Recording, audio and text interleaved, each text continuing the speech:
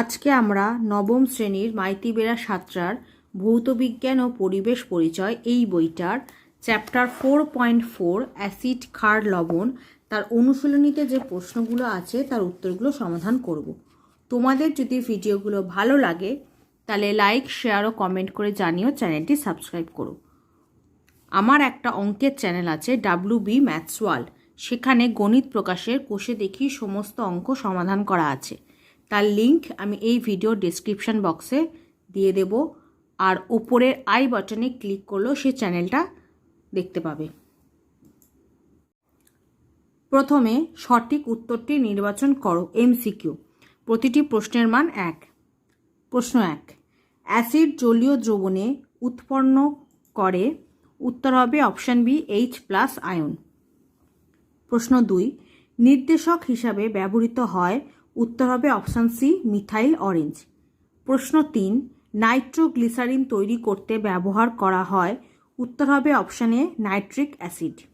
প্রশ্ন 4, শীতল ও অতিলঘু নাইট্রিক অ্যাসিডের সঙ্গে ম্যাগনেসিয়ামের বিক্রিয়ায় উৎপন্ন হয়, উত্তর হবে অপশান ডি হাইড্রোজেন। প্রশ্ন 5, অ্যাসিড ও ক্ষার উভয়ের সঙ্গে বিক্রিয়া করে হাইড্রোজেন গ্যাস উৎপন্ন করে এমন একটি ধাতু হল, উত্তর হবে অপশান বি জিঙ্ক। প্রশ্ন 6, প্রশম দ্রবণের মান, উত্তর হবে অপশান সি 7। প্রশ্ন 7, সালফার ডাই অক্সাইডের জলীয় দ্রবণ, উত্তর হবে অপশান এ আম্লিক। প্রশ্ন 8, একটি আম্লিক লবণ হল, উত্তর হবে অপশান সি NaHSO4। প্রশ্ন 9, বলয় পরীক্ষায় বাদামি বলয়ের সংকেত হল, উত্তর হবে অপশান ডি Fe ব্র্যাকেটে H2O ব্র্যাকেট ক্লোজ করে 5NO third bracket close SO4, option D. প্রশ্ন 10, দেহের কোনো অংশে অ্যাসিড পড়লে কি দিয়ে ধুতে হবে, উত্তর হবে অপশান এ সোডিয়াম বাইকার্বনেট দ্রবণ। পরের প্রশ্ন, শূন্যস্থান পূরণ করো। প্রতিটি প্রশ্নের মান 1। প্রশ্ন 1, ক্ষারীয় দ্রবণে নীল বর্ণ ধারণ করে যে নির্দেশক তা হল, উত্তর হবে লিটমাস। প্রশ্ন 2, অ্যাসিড দ্রবণে মিথাইল রেডের বর্ণ, উত্তর হবে লাল। প্রশ্ন 3, লঘু H2SO4 এর সঙ্গে জিঙ্কের বিক্রিয়ায় ড্যাশ গ্যাস উৎপন্ন হয়, উত্তর হবে H2 গ্যাস বা হাইড্রোজেন গ্যাস।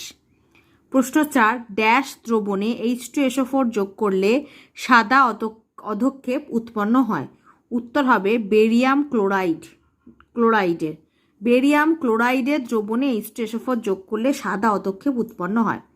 প্রশ্ন 5, অ্যালুমিনিয়ামের সঙ্গে সোডিয়াম হাইড্রোক্সাইডের বিক্রিয়ায় ড্যাশ উৎপন্ন হয়, উত্তর হবে সোডিয়াম অ্যালুমিনেট প্লাস হাইড্রোজেন উৎপন্ন হয়। প্রশ্ন 6, চাষের জমি আম্লিক হলে ড্যাশ প্রয়োগ করতে হয়, উত্তর হবে চুন প্রয়োগ করতে হয়। প্রশ্ন 7, জিঙ্ক অক্সাইড একটি ড্যাশ অক্সাইড, উত্তর হবে উভধর্মী। প্রশ্ন 8, জেলুসিল একটি ড্যাশ ওষুধ, উত্তর হবে অ্যান্টাসিড। প্রশ্ন 9, প্রশম দ্রবণের pH হল, উত্তর হবে 7। প্রশ্ন 10, অ্যাসিডের দ্রবণে জল যোগ করলে ড্যাশ আয়ন উৎপন্ন হয়, উত্তর হবে H+ আয়ন।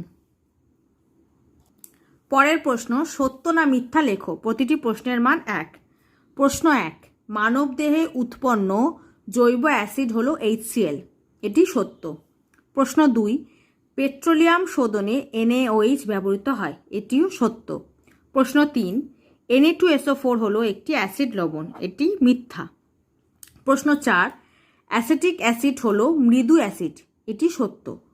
প্রশ্ন 5, প্রশম দ্রবণে মিথাইল অরেঞ্জের বর্ণ গোলাপি, এটি মিথ্যা। প্রশ্ন 6, ফেনপথ্যালিনের প্রশম দ্রবণে বর্ণ হলো বর্ণহীন, এটি সত্য। প্রশ্ন 7, স্টার্চ থেকে গ্লুকোজ প্রস্তুতিতে H2SO4 ব্যবহৃত হয়, এটি মিথ্যা। প্রশ্ন 8, TNT বিস্ফোরক প্রস্তুতিতে HNO3 ব্যবহৃত হয়, এটি সত্য। প্রশ্ন 9, জিঙ্কের সঙ্গে HCl ও NaOH উভয়ের বিক্রিয়ায় H2 গ্যাস উৎপন্ন হয়, এটি সত্য। প্রশ্ন 10, অ্যালুমিনিয়াম অক্সাইড হলো উভধর্মী অক্সাইড, এটি সত্য। প্রশ্ন 4, অতি সংক্ষিপ্ত উত্তরধর্মী প্রশ্নাবলী। প্রতিটি প্রশ্নের মান 1। প্রশ্ন 1, HNO3 ও CH3COOH এর মধ্যে কোনটি তীব্র অ্যাসিড? উত্তর হবে HNO3 মানে নাইট্রিক অ্যাসিড। প্রশ্ন 2, একটি হাইড্রক্সাইড ঘটিত ক্ষারকের উদাহরণ দাও যেটি জলে অদ্রাব্য। উত্তর হবে ফেরিক হাইড্রক্সাইড, সংকেত হচ্ছে Fe ব্র্যাকেটে OH3 ব্র্যাকেট শেষে 3। প্রশ্ন 3, অ্যাসিড দ্রবণে ফেনপথ্যালিনের বর্ণ কিরূপ হয়? অ্যাসিড দ্রবণে ফেনপথ্যালিনের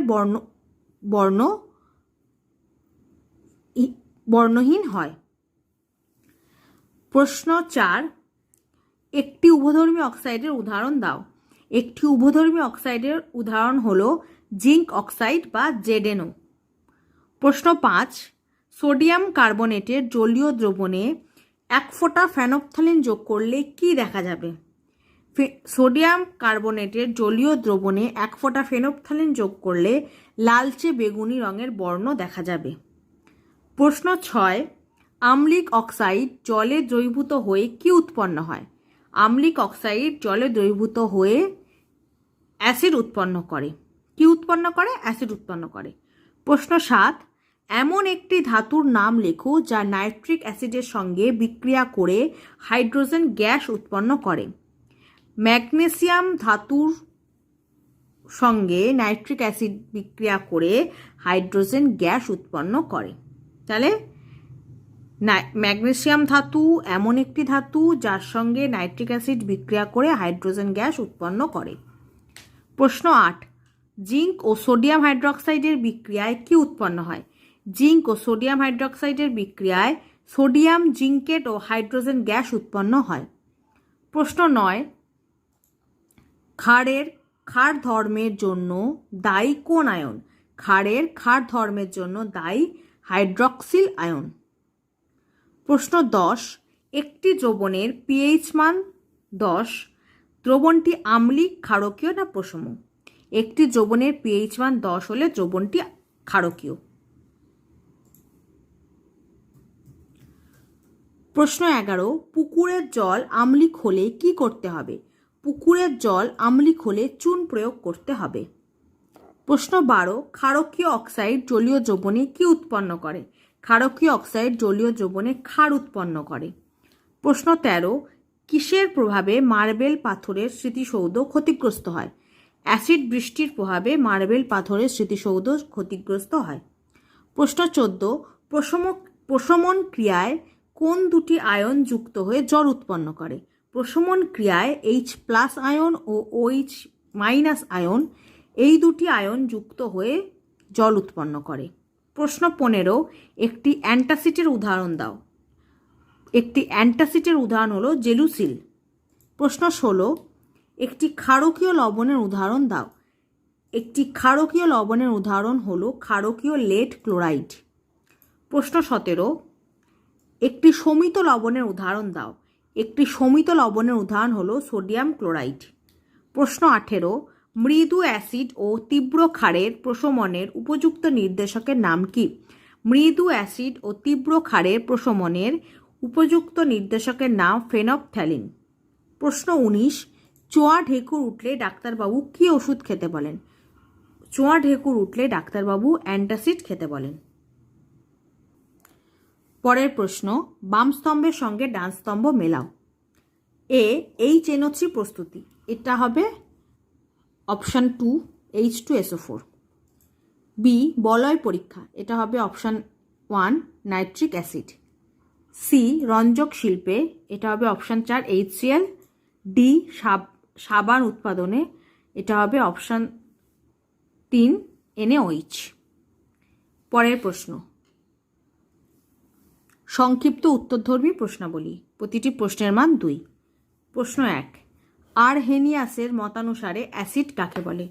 এর উত্তর পেজ নাম্বার 108। এখান থেকে লিখব আমরা, হাইড্রোজেন ঘটিত যেসব যৌগ জলীয় দ্রবণে বিয়োজিত হয়ে ক্যাটায়ন রূপে কেবলমাত্র H+ আয়ন উৎপন্ন করে তাদের অ্যাসিড বলে। তার সাথে উদাহরণ দিয়ে দেবো, যেমন hydrochloric acid HCl, sulphuric acid H2SO4, nitric acid HNO3 ইত্যাদি। প্রশ্ন 2, আরহেনিয়াসের মতানুসারে ক্ষার কাকে বলে? Page number 108। এখান থেকে লিখব, যেসব যৌগিক পদার্থ জলীয় দ্রবণে বিয়োজিত হয়ে অ্যানায়ন রূপে হাইড্রক্সিল আয়ন দেয় তাদের ক্ষার বলে। যেমন sodium hydroxide NaOH, calcium hydroxide Ca ব্র্যাকেটের মধ্যে OH2, আরেকটা হচ্ছে পটাশিয়াম হাইড্রক্সাইড KOH ইত্যাদি। উদাহরণগুলো দিয়ে দেবো, কাকে বলে সাথে উদাহরণগুলো লিখে দেবো। প্রশ্ন 3, নির্দেশক কি? Page number 109। এখান থেকে লিখব, যেসব রাসায়নিক পদার্থ অ্যাসিড, ক্ষার ও প্রশম দ্রবণে ভিন্ন ভিন্ন বর্ণ ধারণ করে এবং যারা নিজেদের বর্ণ পরিবর্তন করে অ্যাসিড ও ক্ষারের বিক্রিয়ায় প্রশমক্ষণ নির্দেশ করে তাদের নির্দেশক বলে। যেমন litmus, methyl orange, ফেনপথ্যালিন, methyl red ইত্যাদি। কাকে বলে লিখব আর উদাহরণটাও লিখে দেবো। প্রশ্ন 4, হাইড্রোক্লোরিক অ্যাসিডের দুটি শিল্প ব্যবহার উল্লেখ করো। Page number 109। দেখো, এখানে sodium hydroxide, sulphuric acid, hydrochloric acid ও নাইট্রিক অ্যাসিডের শিল্প ব্যবহার দেওয়া আছে। তো আমাদের হাইড্রোক্লোরিক অ্যাসিডের শিল্প ব্যবহার চেয়েছে দুটো, এখানে 4টে ব্যবহার দেওয়া আছে, এর মধ্যে যে কোনো দুটো লিখে দেবো। হাইড্রোক্লোরিক অ্যাসিডের ব্যবহার সেখান 4টের মধ্যে যে কোনো দুটো লিখে দেবো। প্রশ্ন 5, বাইকার্বনেট যৌগের সঙ্গে হাইড্রোক্লোরিক অ্যাসিডের বিক্রিয়ায় কি উৎপন্ন হয়? বিক্রিয়া সমীকরণ দাও। Page number 111। দেখো, এখানে দেওয়া আছে হাইড্রোক্লোরিক অ্যাসিডের রাসায়নিক ধর্ম, সেখানেই দেওয়া আছে প্রথমে কার্বনেট ও বাইকার্বনেট যৌগের সঙ্গে বিক্রিয়া। তো আমাদের বাইকার্বনেটটা চেয়েছে, তাহলে আমরা লিখবো, কার্বনেট কথাটা লিখবো না, আমরা লিখবো সাধারণ উষ্ণতায় বাইকার্বনেট লবণ লঘু হাইড্রোক্লোরিক অ্যাসিডের সঙ্গে বিক্রিয়া করে কার্বন ডাইঅক্সাইড গ্যাস উৎপন্ন করে। আর এই বিক্রিয়াটা লিখবো, এটা হচ্ছে কার্বনেটের বিক্রিয়া, এটা হচ্ছে বাইকার্বনেটের বিক্রিয়া। তো আমাদের এই বিক্রিয়াটা লিখে দিতে হবে। NaHCO3 প্লাস HCl আরও উৎপন্ন হচ্ছে কি কি? NaCl plus CO2 plus H2O। এই কথা, এখানে শুধু কার্বনেট কথাটা লিখবে না, পুরোটা এখান থেকে এতটা অবধি লিখবে আর এই বিক্রিয়াটা দিয়ে দেবে। প্রশ্ন 6, হাইড্রোক্লোরিক অ্যাসিড শনাক্ত করব কিভাবে? Page number 111।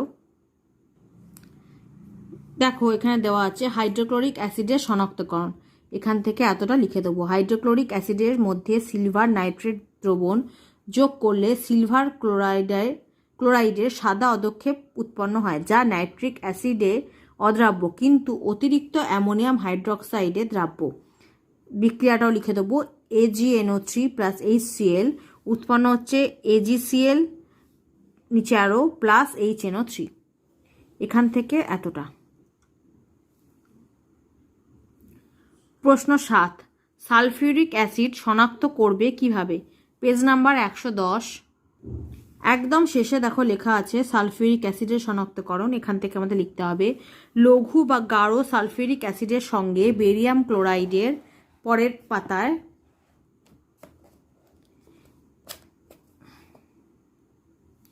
জলীয় দ্রবণ যোগ করলে বেরিয়াম সালফেটের সাদা অধক্ষেপ পড়ে, যা হাইড্রোক্লোরিক ও নাইট্রিক অ্যাসিডে অদ্রাব্য। H2SO4 প্লাস BaCl2 উৎপন্ন হচ্ছে BaSO4 প্লাস 2HCl। শনাক্তকরণের সাথে বিক্রিয়াগুলো কিন্তু আমরা দিয়ে দেবো। প্রশ্ন 8, নাইট্রিক অ্যাসিড শনাক্ত করবে কিভাবে? Page number 112।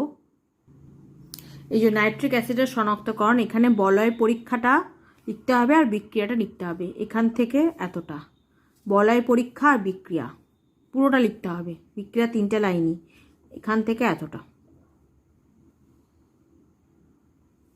প্রশ্ন 9, পিএইচ স্কেল বলতে কি বোঝো? Page number 115।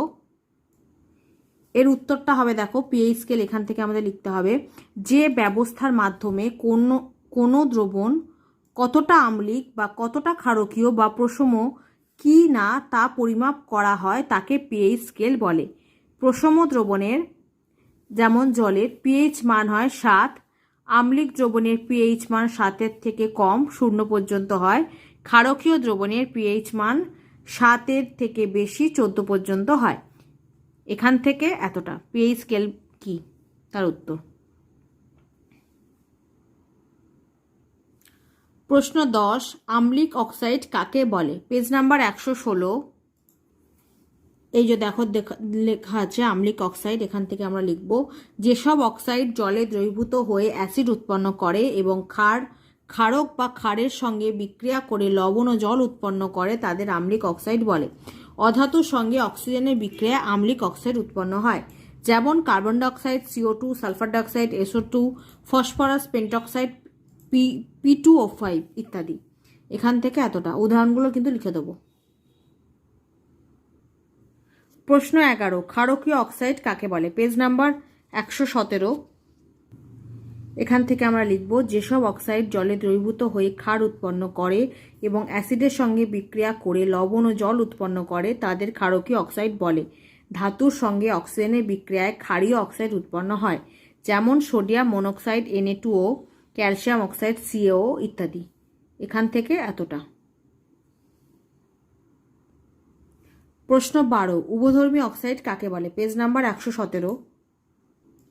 এখান থেকে লিখব, যেসব অক্সাইড অ্যাসিড ও ক্ষার উভয়ের সঙ্গেই বিক্রিয়া করে লবণ ও জল উৎপন্ন করে তাদের উভধর্মী অক্সাইড বলে, যেমন zinc oxide ZnO, aluminium oxide Al2O3 ইত্যাদি।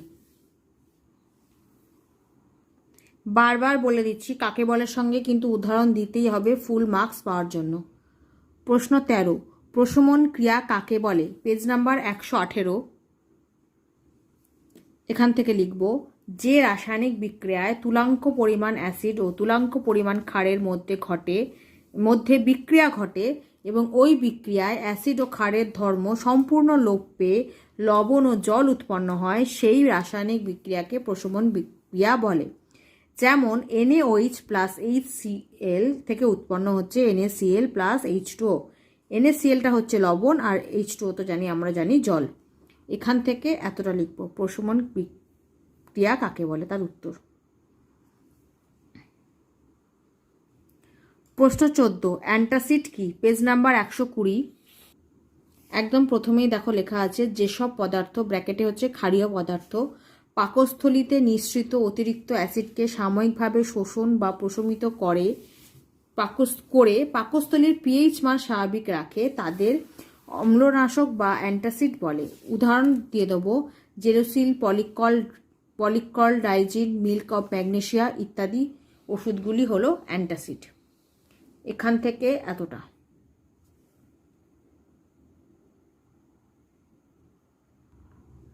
প্রশ্ন 15, শমিত লবণ কাকে বলে? Page number 120। এখান থেকে আমরা লিখব, কোনো অ্যাসিডের প্রতিস্থাপনীয় হাইড্রোজেন পরমাণু কোনো ধাতু বা ধাতুধর্মী মূলক দ্বারা সম্পূর্ণরূপে প্রতিস্থাপিত হলে যে লবণ উৎপন্ন হয় তাকে শমিত লবণ বা নর্মাল লবণ বলে, যেমন sodium chloride NaCl, sodium carbonate Na2CO3, calcium sulphate CaSO4 ইত্যাদি। প্রশ্ন 16, আম্লিক লবণ কাকে বলে? Page number 120। এখান থেকে লিখব আমরা, কোনো অ্যাসিডের প্রতিস্থাপনীয় হাইড্রোজেন পরমাণু কোনো ধাতু বা ধাতুধর্মী মূলক দ্বারা আংশিকভাবে প্রতিস্থাপিত হলে যে লবণ উৎপন্ন হয় তাকে আম্লিক লবণ বা অ্যাসিড লবণ বলে, যেমন সালফিউরিক অ্যাসিডের H2SO4 প্রতিস্থাপনীয় দুটি H পরমাণুর মধ্যে একটি H পরমাণু একটি সোডিয়াম পরমাণু যেটা হচ্ছে Na দ্বারা প্রতিস্থাপিত হয়ে সোডিয়াম বাইসালফেট NaHSO4 উৎপন্ন হয়। এখানে সোডিয়াম বাইসালফেট একটি আম্লিক লবণ। এখান থেকে এত অবধি লিখবো, তার সাথে বিক্রিয়াটাও লিখে দেবো। H2SO4 প্লাস NaOH উৎপন্ন হচ্ছে sodium bisulphate NaHSO4 plus H2O জল। এখান থেকে এতটা লিখবো আর তার সাথে বিক্রিয়া। প্রশ্ন 17, ক্ষারকীয় লবণ কাকে বলে? Page number 120। এখান থেকে লিখব, কোনো ক্ষারের সমস্ত হাইড্রক্সিল মূলক অ্যাসিড দ্বারা সম্পূর্ণ প্রশমিত না হয়ে আংশিক প্রশমিত হওয়ার ফলে যে লবণ উৎপন্ন হয় তাকে ক্ষারকীয় লবণ বলে।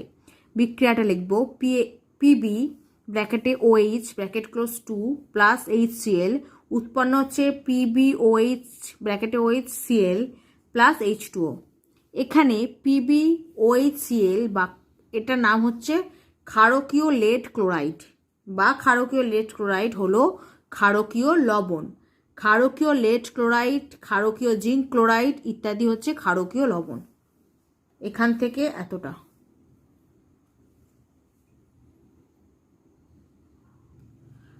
প্রশ্ন 18, কি ঘটে রাসায়নিক সমীকরণ সহ উল্লেখ করো। তাহলে প্রত্যেকটাতে আমাদেরকেই সমীকরণ লিখতে হবে। প্রথমে 1, গাঢ় HNO3 মানে গাঢ় নাইট্রিক অ্যাসিডের সঙ্গে কপার চূর্ণ মিশিয়ে উত্তপ্ত করা হলো। তাহলে কি হবে? পেজ নাম্বার 112, এই যে এটা লিখবো আমরা, গাঢ় ও উষ্ণ নাইট্রিক অ্যাসিডের সঙ্গে কপারের বিক্রিয়ায় কপার নাইট্রেট, নাইট্রোজেন ডাইঅক্সাইড ও জল উৎপন্ন হয়। Cu+4HNO3 উৎপন্ন হচ্ছে CuNO3 bracket close 2 plus 2NO2 plus 2H2O। সমস্ত বিক্রিয়া কিন্তু ব্যালেন্স করে দিতে হবে, ব্যালেন্স না করলে কিন্তু কোনো বিক্রিয়ায় নাম্বার পাবে না। এই যেখানে 4, 2, 2 এগুলো দেওয়া আছে, এগুলো কিন্তু সব ব্যালেন্স করে দেওয়া আছে। প্রশ্ন 2, গাঢ় সালফিউরিক অ্যাসিড জিঙ্ক সহকারে উত্তপ্ত করা হলো। তাহলে কি হবে? পেজ নাম্বার 110, এই যে এটা লিখবো, গাঢ় ও উত্তপ্ত গাঢ় সালফিউরিক অ্যাসিডের সঙ্গে জিঙ্কের বিক্রিয়ায় জিঙ্ক সালফেট, জল ও সালফার ডাইঅক্সাইড গ্যাস উৎপন্ন হয়। Zn+2H2SO4 উৎপন্ন হচ্ছে ZnSO4 plus H2O plus 2H2O। এখান থেকে এইটা লিখবো আর এই সমীকরণটা লিখে দেবো। প্রশ্ন 3, গাঢ় সোডিয়াম হাইড্রোক্সাইড দ্রবণে অ্যালুমিনিয়াম চূর্ণ মিশিয়ে উত্তপ্ত করা হলো। পেজ নাম্বার 113, এটা লিখবো, গাঢ় সোডিয়াম হাইড্রোক্সাইডের সঙ্গে অ্যালুমিনিয়াম চূর্ণ মিশিয়ে উত্তপ্ত করলে সোডিয়াম অ্যালুমিনেট ও হাইড্রোজেন গ্যাস উৎপন্ন হয়। 2Al plus 2NaOH plus 2H2O উৎপন্ন হচ্ছে 2NaAlO2 প্লাস 3H2। এখান থেকে এতটা। প্রশ্ন 4, সোডিয়াম হাইড্রোক্সাইড দ্রবণে জিঙ্ক চূর্ণ মিশিয়ে উত্তপ্ত করা হলো। পেজ নাম্বার 113, এটা হবে, সোডিয়াম হাইড্রোক্সাইডের দ্রবণের সঙ্গে জিঙ্ক চূর্ণ মিশিয়ে উত্তপ্ত করলে সোডিয়াম জিঙ্কেট ও হাইড্রোজেন উৎপন্ন হয়। Zn+2NaOH উৎপন্ন হচ্ছে Na2ZnO2 প্লাস H2। তাহলে বললাম আমি যে প্রত্যেকটা বিক্রিয়ায় কিন্তু আমাদের ব্যালেন্স করে দিতে হবে, ব্যালেন্স না করে দিলে বিক্রিয়ার জন্য আমরা কোনো নম্বর পাবো না। তোমরা যদি কেমিস্ট্রি রাসায়নিক বিক্রিয়াগুলো কি করে ব্যালেন্স করতে হয় সেটা না জানো, তাহলে আমাকে কমেন্টে জানিও, আমি সেই ব্যালেন্সের ওপর একটা আলাদা করে ভিডিও করে দেবো, সেখানে বুঝিয়ে দেবো রাসায়নিক বিক্রিয়া কি করে ব্যালেন্স করতে হয়। প্রশ্ন 19, স্টোন ক্যান্সার কাকে বলে। পেজ নাম্বার 118, এখান থেকে লিখব, পাথরের মূল উপাদান হলো ক্যালসিয়াম কার্বনেট CaCO3। এই যৌগ সালফিউরিক অ্যাসিডের সংস্পর্শে এসে ক্যালসিয়াম সালফেট বা জিপসামে পরিণত হয়।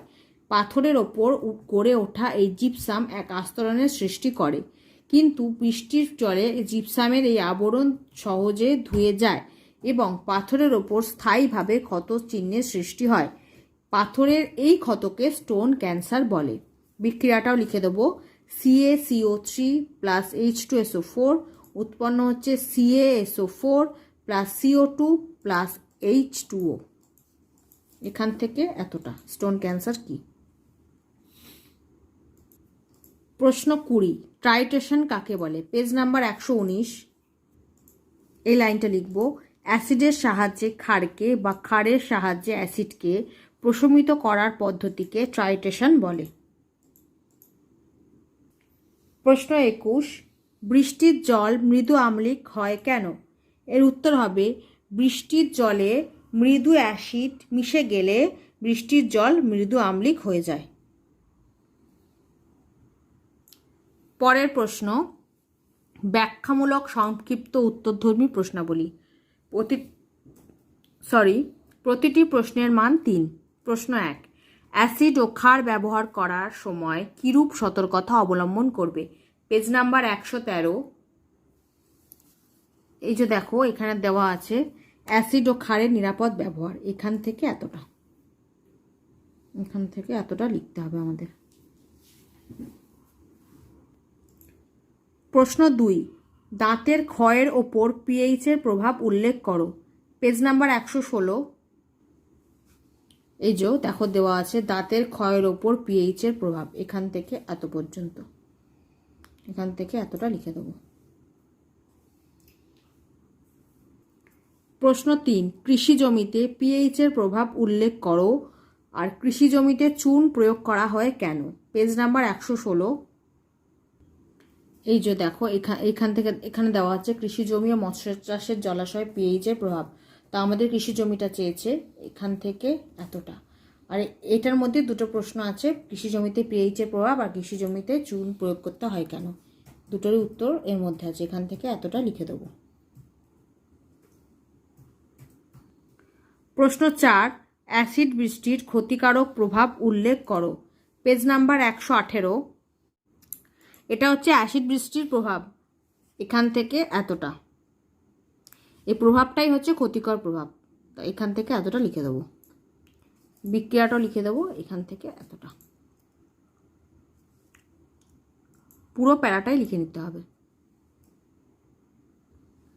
প্রশ্ন 5, অ্যান্টাসিড ব্যবহার করা হয় কেন, কয়েকটি অ্যান্টাসিডের নাম লেখো। Page number 119। অ্যান্টাসিডের ব্যবহার করা হয় কেন, তার উত্তর আমরা পাবো এটা, এখান থেকে এতটা। কেন অ্যান্টাসিডের ব্যবহার করা হয়, এখান থেকে এতটা তার উত্তর। আর তারপর বলেছে কয়েকটি অ্যান্টাসিডের উদাহরণ দাও, তার উত্তর পাবো এর পরের পেজে, মানে পেজ নাম্বার 120। এখানে দেখো 4টে অ্যান্টাসিডের উদাহরণ দেওয়া আছে, এগুলো লিখে দেবো আমরা। Gelusil, পলিক্রল, Digene, milk of magnesia. প্রশ্ন 6, নাইট্রিক অ্যাসিডের শনাক্তকরণ উল্লেখ করো। Page number 112। এই যে নাইট্রিক অ্যাসিডের শনাক্তকরণ, বলয় পরীক্ষাটা লিখতে হবে, তার সাথে বিক্রিয়া লিখে দিতে হবে, আর যেহেতু 3 নাম্বার আছে এই ছবিটাও এঁকে দিতে হবে। এখান থেকে এতটা লিখবো, তার সাথে এই ছবিটা এঁকে দেবো।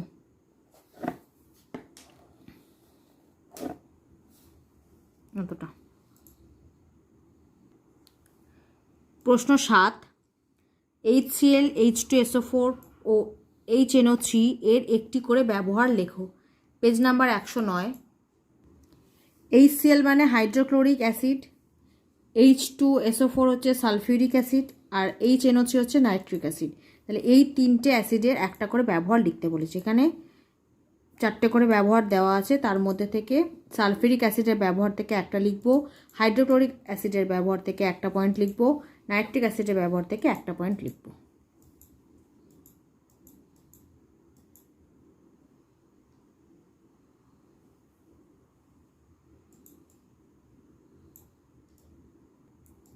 প্রশ্ন 8, বিভিন্ন শর্তে তামার সঙ্গে নাইট্রিক অ্যাসিডের বিক্রিয়াগুলি লেখো। Page number 112। এই যে 3 নম্বর পয়েন্ট, তামার সঙ্গে বিক্রিয়া।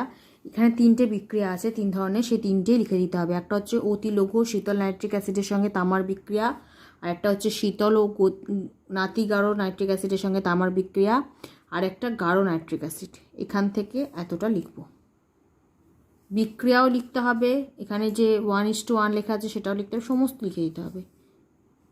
এখান থেকে এতটা। প্রশ্ন 9, বিভিন্ন শর্তে ম্যাগনেসিয়ামের সঙ্গে নাইট্রিক অ্যাসিডের বিক্রিয়াগুলি লেখো। Page number 112।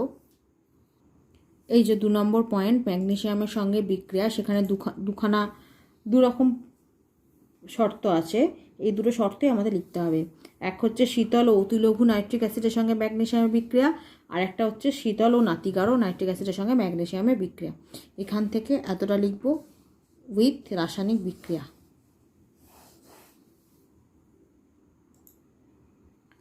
প্রশ্ন 10, অ্যাসিড ও ক্ষারের নিরাপদ ব্যবহার সংক্ষেপে লেখো। এই প্রশ্নটা সেম হচ্ছে 1 নম্বর প্রশ্নটার মতো, মানে সেম 1 নম্বর প্রশ্ন, দুটোরই উত্তর একই হবে, তাই উত্তরটা দেখিয়েছি আর এই উত্তরটা দেখালাম না।